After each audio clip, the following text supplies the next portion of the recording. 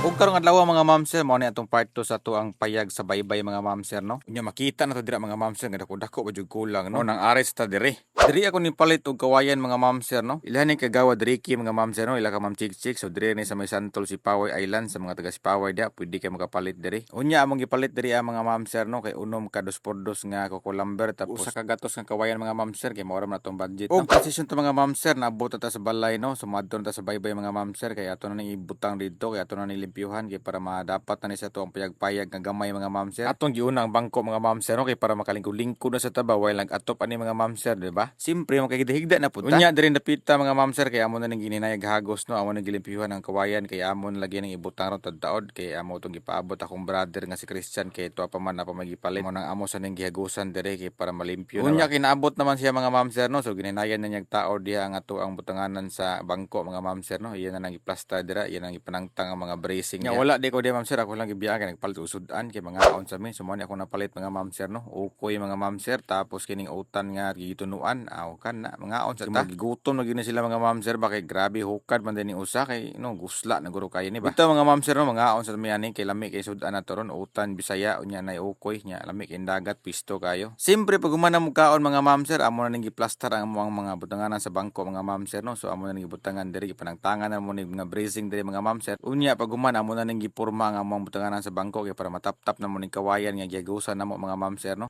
So makita na to dira nga amo ra nang gipaspasan din napita kay para madali rin mo man kay para makahigda-higda. Bitaw mga ma'am sir no, kini paghimuan mo payag-payag ani adto or gibig wa may gasto ani pero di gid magserbi walay gasto ani mga ma'am sir no. Di man mahimo di ta kapalit og langsang ani mga ma'am sir no, og kining kawayan pud mga ma'am sir lahi man sa kay mo sige tagtaga ato mga ma'am sir, mahurot pud tong kawayan ni lola ani mga ma'am sir. So nagpalit yung biglipak ani mga ma'am sir para maka dapat dayon para mahuman na dayon ba no. Siyempre dili pa gini mao ang materyales ani mga ma'am sir no, kinahanglan pa ta mo palit og sinibit ani nya basig na mo yung ganahan mo sponsor diha aw dawat ra pod di mga ma'am sir, di ba? Bitaw mga ma'am sir no, makitaan pa na mo nig budget aning atop ani mga ma'am sir kay matay murag nahutdan-hutdan kita gamay da kay nahurot man tong adlaw ani mga ma'am sir mo sige tag ampungan ani to payag gamay bisag yunani ra ni pero dako-dako sa nigbiyag nakuha nga oras with ni mga ma'am sir no. Makita na to dira nga amo ra gyud ang gipaspasan din diha kay para tamta mahuman na dayon. Gamit magud kay ni mga ma'am sir nga mong payag-payag mga sir, relax mi diri nya usa pod diri mi mag-vlog no. Basta daghan mig mahimo ani diri mga ma'am sir no kay kining payaga magamit ra gyud ni namo gyapon. Unya pagkahuman mga ma'am sir ako na din ang gipalitan sila lubid-lubid dito mga ma'am sir nya ako lang gipakape kay simpre kini ang mga batos ako mga ma'am sir wa gitaw ni sweldohay no. Gitawag ra ni sa muag mga kuan ma'am sir kanang dagyaw-dagyaw ba o mo ra ni tawag sa mga dagyaw-dagyaw ra way sweldo basta makakapi ra og makakaon ni sila okay goods na.